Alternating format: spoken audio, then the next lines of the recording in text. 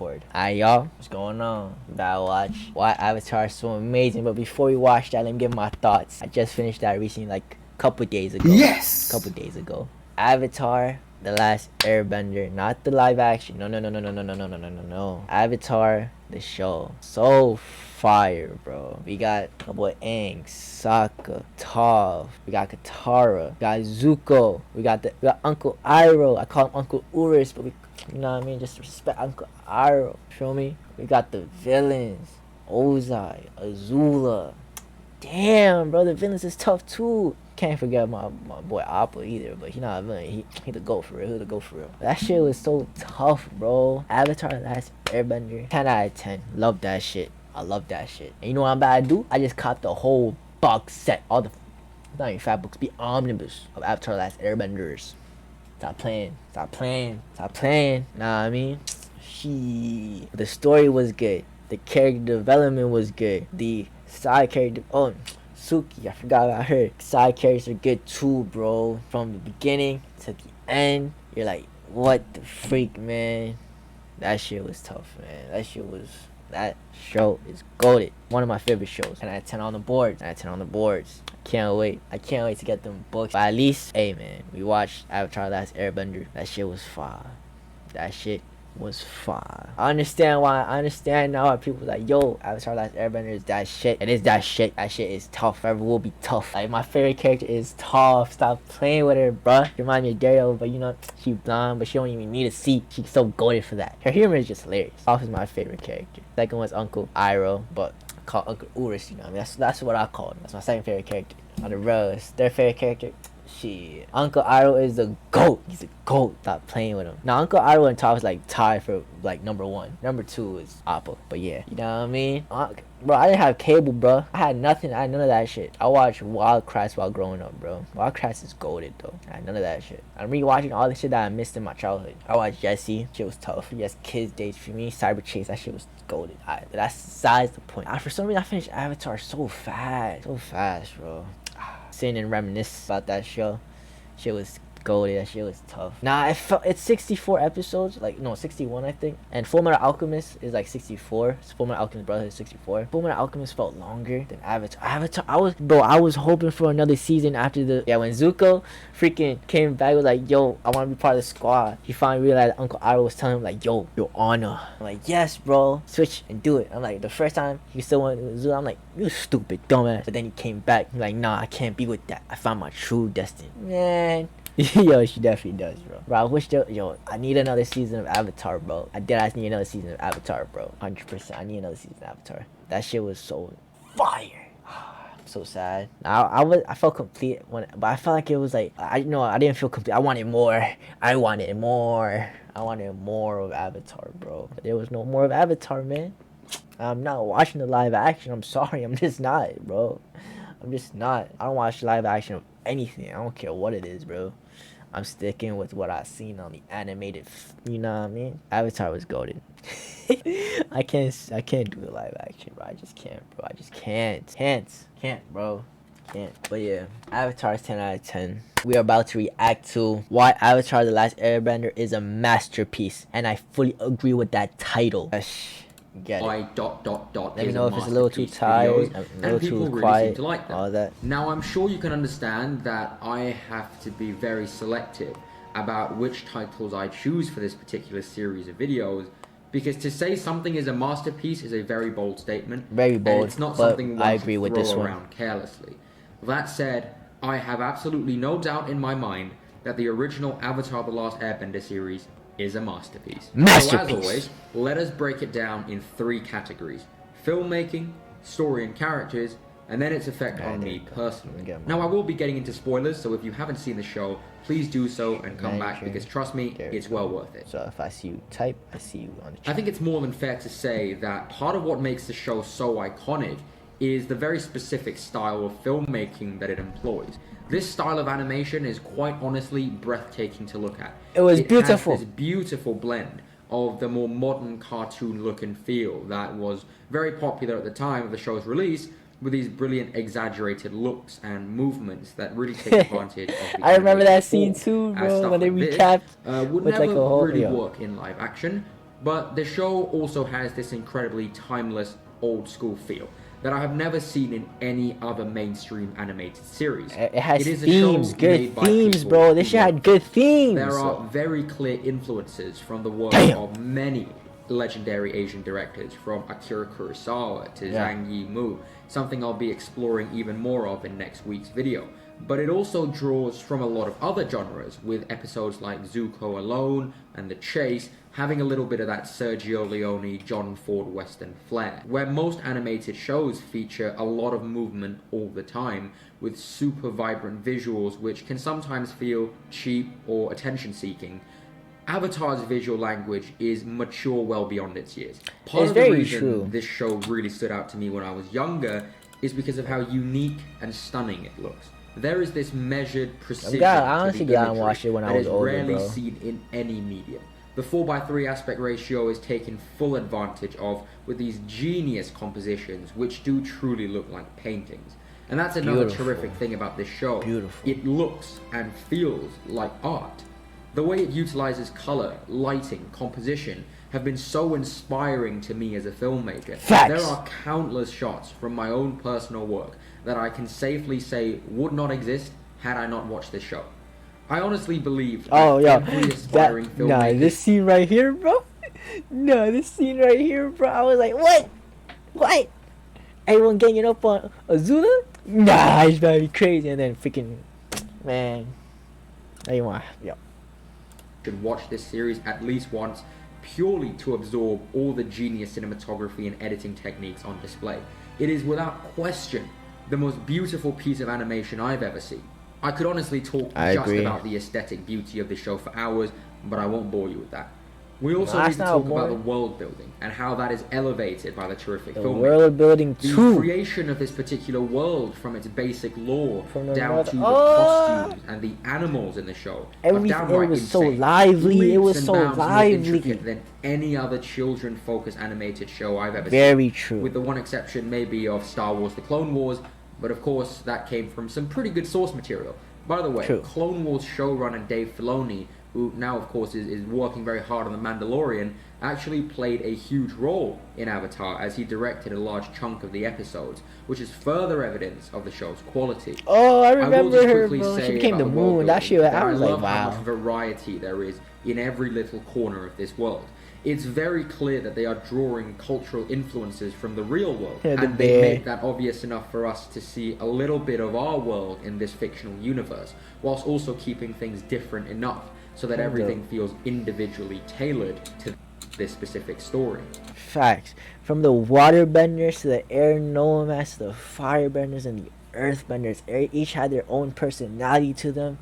So you really could find distinction and just remember. Like, I remember everything from when they went to the north to when they went to go to Aang's homeland, when they went to freaking the Earth Kingdom, and everything is like so like, it's like, I don't even know how to explain it. And then the Fire Nation, like, damn, son. The music is also operating on a completely different level. Oh, don't even get them started with the music, bro. I would honestly liken some of the music to that of Star Wars and Lord of the Rings and Game of Thrones, in the sense that the themes and motifs are so iconic that you know exactly what you're listening to within seconds. There is this elegant simplicity to the way the music is composed that I find to be absolutely beautiful. So much so that I would send over some pieces from the score to my composer on my film as an inspiration for certain scenes. I love it that much. Now finally, we cannot talk about White Lotus gang, yo, this shit was tough. Show without talking about the execution of those action sequences and the bending. That stuff is, once again, on an entirely and each different type of bending has their own type of body movement. Nah, bro, nah. Downright badass some of the action scenes are. The idea of being able to control the elements is cool enough, but basically anything that could be done with that idea is done and then some. I mean, the idea that waterbenders can be powered up by the moon, which then allows them to bloodbend, is kind of sick and twisted. But and oh my goodness, I'm probably for pausing so much, but yo, when I found out she could bloodbend, nah. in time you figure out like the moon, they help waterbenders, the sun, that they help the fire nation. You feel me? The firebenders. And I'm like, what? When Katara learned bloodbending, I'm like, oh, this could be crazy. And she used this shit, right? I'm like, oh my goodness. And then my girl Toph, bro, my favorite character. She's a goat, bro. She's a goat. If I had a daughter, I wanted to be just like Toph, cause Toph is mad funny, bro. That's besides the point, man. Toph is my favorite character, and when she learned how to metal bend, playing with her, bro. She's a goat. Also insanely cool at the same time. And of course, a blind earthbender seeing through her connection with the earth and then developing metal bending as a result of her powerful connection. It's so cool. It's so creative. Once again, you can really see the influence that it draws from old school martial arts film. She was a the badass. Way certain characters move around Man, Suki, while bending is very reminiscent of the wire fu style of action seen in Hong Kong. I ain't gonna lie, Azula was for example. The legendary like, Orson she Welles was annoying, but she was a good villain. Is never really she was always there somewhere, like, man. An eye in the head of a poet. And that quote is so perfect for in the last fight. Oh my goodness. It is pure poetry. Look no further than that final Agni Kai scene between Zuko and Azula. Yeah. I don't really have to say anything Blue to prove this particular fire, point, so I'm just going to red shut up and fire. play the scene for a little bit. Yeah, play. Oh man. Yeah, there was just straight. There was no sound. There was just straight music, bro. You just feel it. You feel it. Right then, on to the next section. Unlike many animated shows, which feature a very frenetic and fast-paced structure as to maintain the attention of its younger viewers, The Last Airbender really takes its time. This is an incredibly patient and methodical show that moves at a pace that is relaxed enough for us to feel immersed in the world and the lives of these characters, but also has a brilliant sense of forward momentum and energy, never allowing us to forget the end goal of Aang defeating the Fire Lord. I made a video a while ago talking about how certain films can feel like their narrative is structured like a video game, with a clear A to Z style story, whilst diverging just enough with these side mission type moments for us to feel truly immersed and invested in that world. I think that The Last Airbender's structure is very reflective of that. There is such a perfect balance of story episodes. Then Zuko really just hits him with a, you think I ain't learned this? So when Aang finally faces off against Ozai, you can feel the insurmountable danger and tension. When Zuko and Azula clash for the last time, you feel every single piece of emotion and motivation without the characters having to say a word. Actually, you could probably just watch the last hour of the show on mute if you wanted to, and you'd still get exactly what they want to convey. Oh, but 100%. This is only because 100%. there are these character-driven episodes, like Zuko Alone, Tales of Ba Sing Se, The Beach, or even The Avatar and the Fire Lord to a certain degree, where you can sit back and enjoy these beautifully written characters and almost appreciate these episodes as their own short film. And it's the fact that these two different kinds of storytelling are allowed to inform and complement one another, that the show can be perceived as equally character and story. I missed this show already, bro. Now, speaking of those characters, some of the best ever, I mean, no real arguments can be made as to the emotional and intellectual complexity of these characters. Aang is just a wonderful protagonist, and his constant, nearly unending optimism can only be matched by his very human and down-to-earth acknowledgement of his personal mistakes. I was about to say shit, but he's saying it for me. Katara often gets a bit of slack for being the least interesting of the main characters, but I think that's because she is in many ways the heart of the show. That's true. That is very true. Grounded. I would very much liken her to characters like Captain America or Jon Snow, whose moral compass is verging on incorruptible. With these characters, it's not about whether or not they change, but it's more about how their existence changes others. Indeed, I agree with that. Katara is a beautiful example of that. I think having a non-bender on the team is also a stroke of genius, as it really shows the dynamic between those gifted with special abilities and those who have to work a little harder to keep up with everyone else. And this is embodied perfectly in Sokka, who is so much more than just the comedic relief. And I especially loved his episodes where he had to get serious, and his character was truly challenged, like the Black Sun Siege and the Boiling Rock.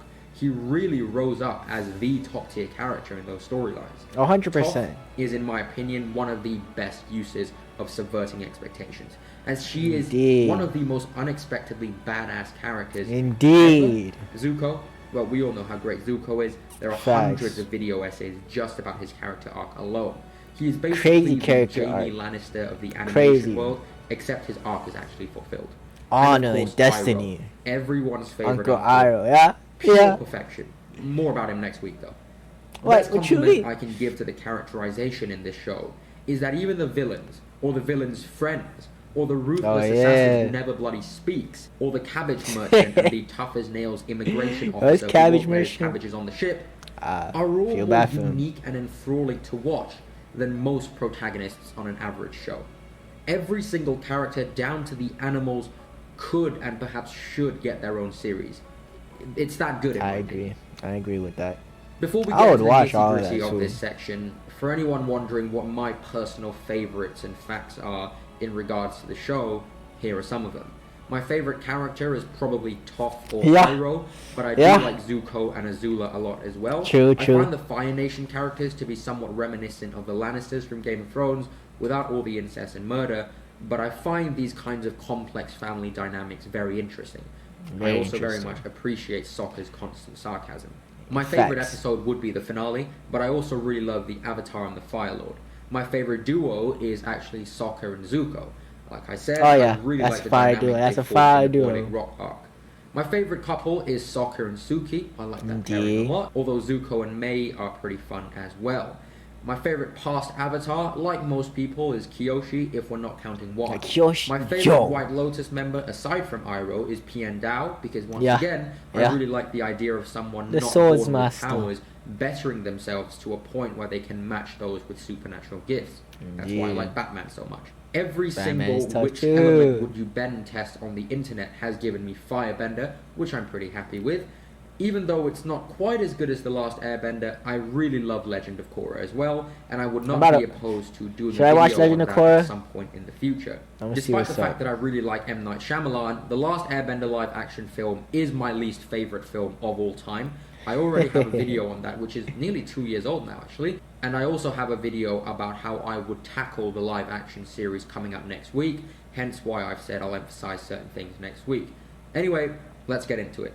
Now, unlike a lot of people who seem to like the show, I'm not going to use up this section to talk about how I'm Asian and the show is partly Asian inspired, so it made me feel like I had a voice or any of that nonsense. I'm Asian too. I don't need a TV series to remind me of my self-worth, and more importantly, I don't relate to characters just because they kind of look like me.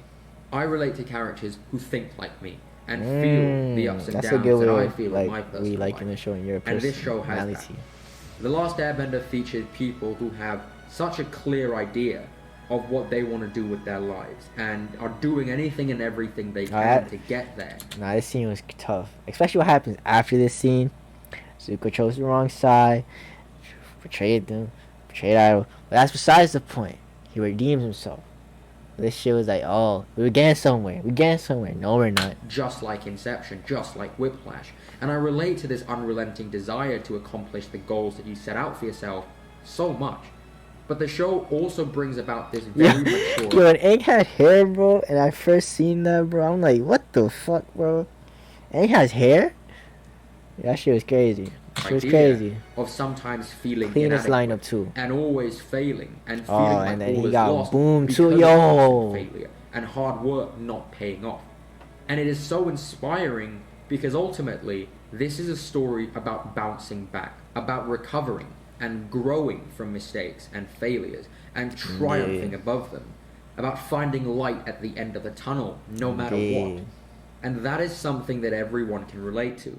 It is also conveying these themes amidst being a story of family and the pros and cons and ups and downs of the familial unit. It is a complex exploration of the importance of loyalty towards one's family, both biological and the family that you choose. It's a story of friendship and unlikely friendships that are formed through unexpected events. A story of different people from all over the world with different personalities and skill sets coming together to achieve one goal. Just like Inception. That's why I think any filmmaker can relate. Watch Inception. And of course, Avatar The Last Airbender, at its core perhaps, could be interpreted as a simple, good old-fashioned love story. It beautifully shows the difficulties that can come with unrequited love, both romantic and familial. And in that area, it's just as heartbreaking as it is heartwarming. And that is a testament to how well handled everything is. It still shocks me to this day that this was a show kind of meant for kids, because the themes are so I like how you say that. I watched that as an adult. Universality to it. Nah, that scene had me shook, bro. This scene right here are so applicable to every. Nah, this scene right here, bro. Man, that shit hit me to the core, bro. Man just pulled him. He didn't even say nothing. He just pulled him. There is a universality gave him a nice big hug. That is rare in any piece of entertainment, and yet it is also so precise and specific in its execution. And all of that is why I believe Avatar The Last Airbender is a masterpiece. Indeed, it is. 10 out of 10. Masterpiece on the board. Stop playing with me. Stop playing with me. Stop playing with me. But that's what you got. 10 out of 10. My personal final thoughts. I wish I could forget my memory and rewatch Avatar again very slowly. Yeah, I watched this too fast. I watched it way too fast. But I enjoyed my time watching it. I very much did enjoy my time watching it. If I could forget my memory and rewatch it again, there's only a certain amount of animated shows I'll do that for. I'll do it for that show. Avatar The Last Airbender, 10 out of 10. What a good story. What a good show. From the themes to the characters to the storyline to the arcs to redemption to destiny to honor, the victory to defeat. Amazing all around story. Amazing. Avatar The Last Airbender, 10 out of 10. Like and subscribe. I catch you again.